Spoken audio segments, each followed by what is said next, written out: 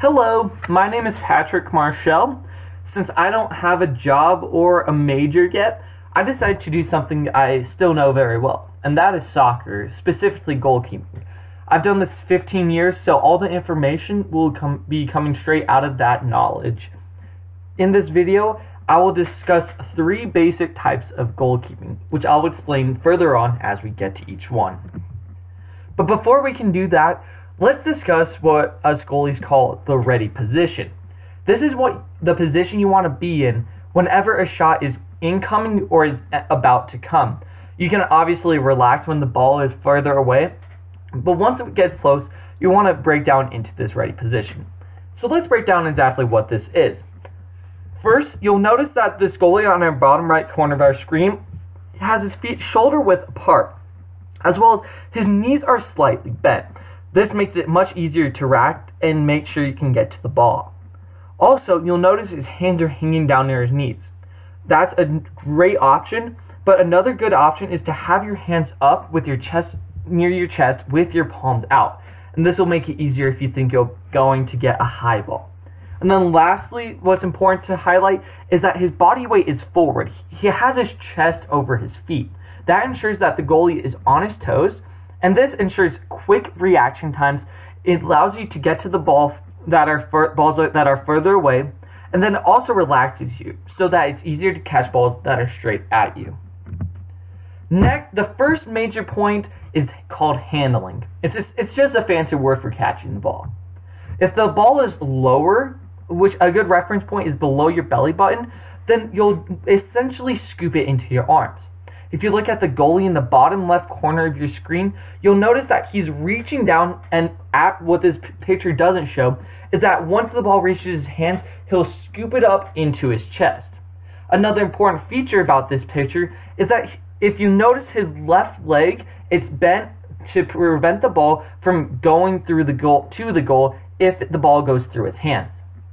Now, if the ball is higher up above your belly button, you have 2 options you can use to catch it. The first option is called the W, and this is much easier for people with small hands or younger kids. What you do is you bring your thumbs together and your pointer finger straight up to create a W, and then you just wrap your hands around the ball. The other good option for people with larger hands is called the Hershey kiss. What you want to do is you want to bring your thumb and pointer fingers together and wrap your hands around the ball.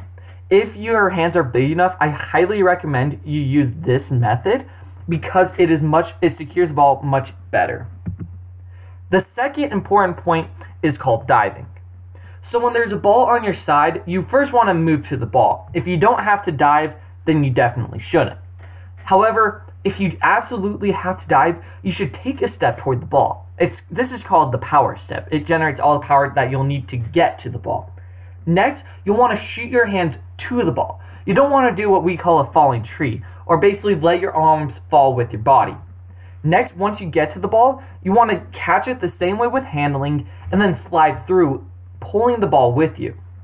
And when you finish, the ball should be in front of you with your arms, in your arms, but your arms should be creating a window that you can see through.